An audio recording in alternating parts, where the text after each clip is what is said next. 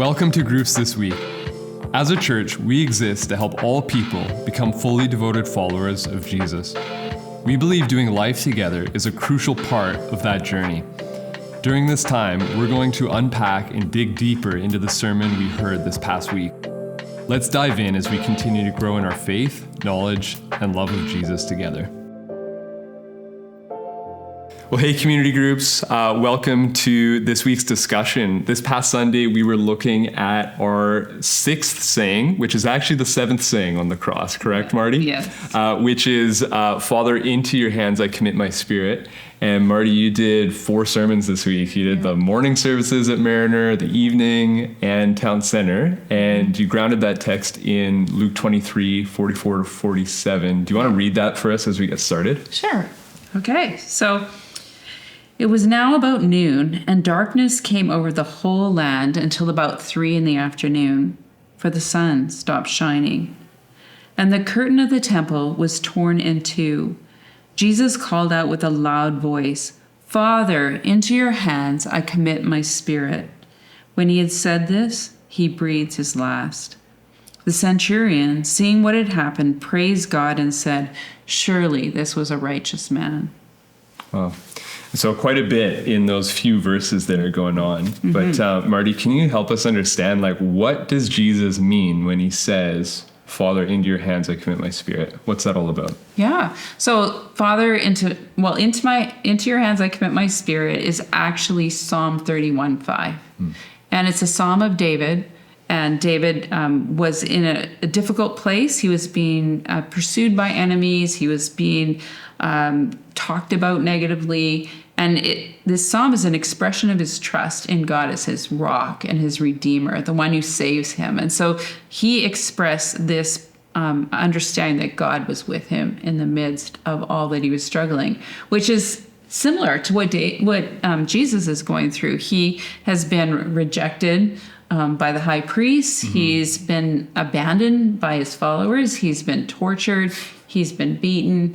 He's been shamed publicly, and he's in this very difficult place. But like David, Jesus was able to say, "Into your hands I commit my spirit." Now, it's interesting, this psalm is part of the Jewish evening prayer. And it's thought that perhaps even in Jesus' time, this is one of the first prayers little children would have been taught. Like we say, "Now I lay me down to sleep. I pray the Lord my soul to keep." They would have prayed, "Into your hands I commit my spirit." So perhaps Jesus' last prayer was his first prayer. Now, Jesus adds something to it. He adds the word Father, or Aramaic Abba. And the last time Jesus addresses God as Abba was when he was in the garden, when he was praying, "Take this cup from me, but not my will, but your will be done." And so Jesus again draws on this intimate connection he has with God at the very end. Abba, Daddy, Father, I commit my spirit into your hands. Now, the hands of God are symbolized in the Old Testament God's power in creation, God's power in salvation, God's power to redeem and care for those he loves. So he's Jesus, this man who has no power, who's on the cross, dying, submits himself to the power of the one who he loves and who knows him so intimately. And the word commit in Hebrew, again, has more of a sense of deposit. Okay. He's depositing his life, his breath, his spirit into the Father, knowing that the Father has promised him resurrection. And so Jesus has talked about that earlier in Luke, that he will rise again. And so he's trusting at this moment that God is going to fulfill his promise, that God will raise him back to life. And so he commits his spirit into God's hand, breathes his last, and is reunited with the Father. Okay. Wow. And it's amazing to me just seeing how many of these Psalms are quoted by Jesus on the cross, right? Yeah. There's so much in Psalm 22. Mm-hmm. Last week we saw Psalm 69 with "I thirst," and here Psalm 31. Mm-hmm. Incredible. Well, how does Jesus prepare for such a moment as this? Yeah. And so Jesus' whole life was a preparation for this moment. As he even at 12 years old, as you remember in the story Luke tells, he's in the temple and his mother's looking for him, doesn't know where he is. When she finds him, he says, I'm in my Father's house.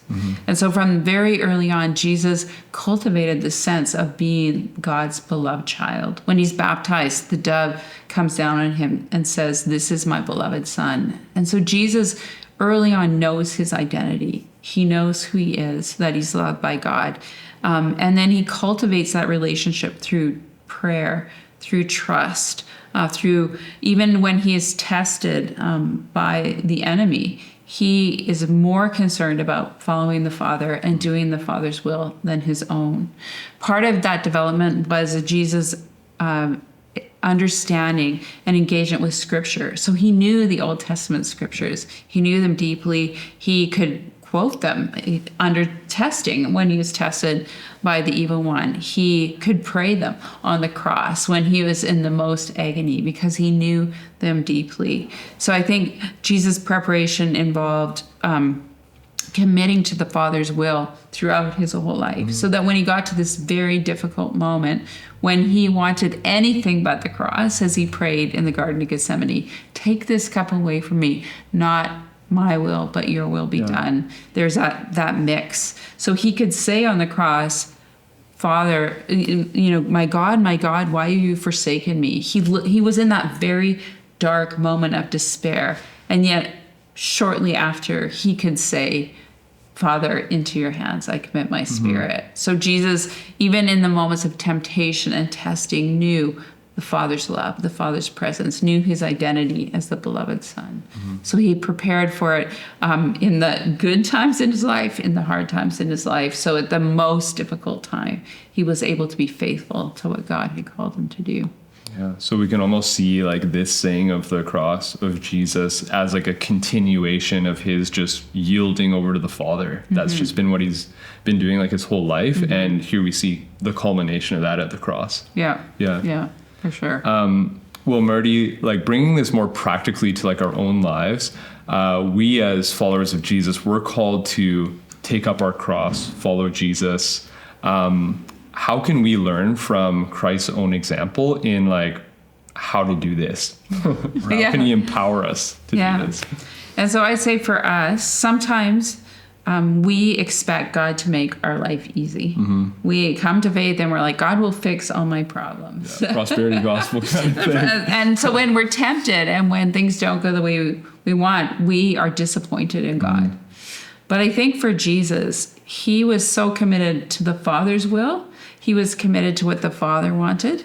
And so that was his first priority. So I think for most of us, our wills are from birth, we're looking for what we need. And that's who we are as humans. Yeah. But as we come to faith, I think learning to prioritize the Father's will. So again, one of the ways to do that is to through our prayer life, to say like Jesus did, not my will, but your will be done, is a thing we can cultivate in our prayer life. To read the Scriptures, to understand God's plan, to understand the role of suffering in the believer's life, and to expect it to come. I think, again, like Jesus, memorizing Scripture, that we can pray and speak out in moments of temptation and trouble, cultivating our identity, that we are God's beloved, that God doesn't come in and fix all our problems, but God walks with us in the difficult times in our life. And I'd say one of the ways we can cultivate that is to remember the ways that God has met us in difficult times, the way God has been present to us, the way God has provided for us. And so in challenging times, we can say, I know God sees me. I know God cares. I know God has not forsaken me or abandoned me, even if I feel like that. One writer that I read said this, and I think this is so true, that the Christian life is lived between these two poles.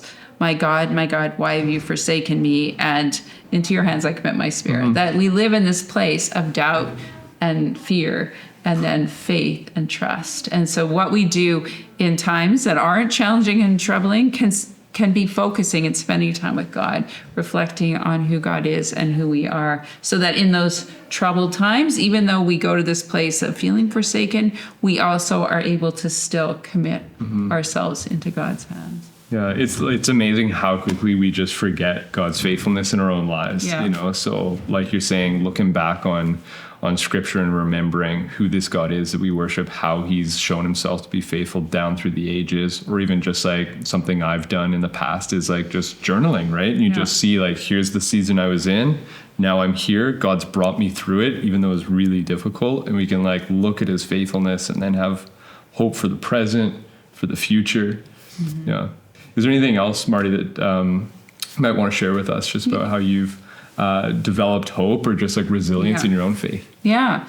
I mean, I think for me, I did go through some really hard times in my faith, and God was very present to me in those times. So for me, that was, even though I hated what I had to go through, I look back and go, God used that so much. But in the last few years, I've been spending more time with Christians who've experienced persecution, particularly in the Middle East. And God has used those moments for me to see, because I think in North America, persecution looks like someone mocking you.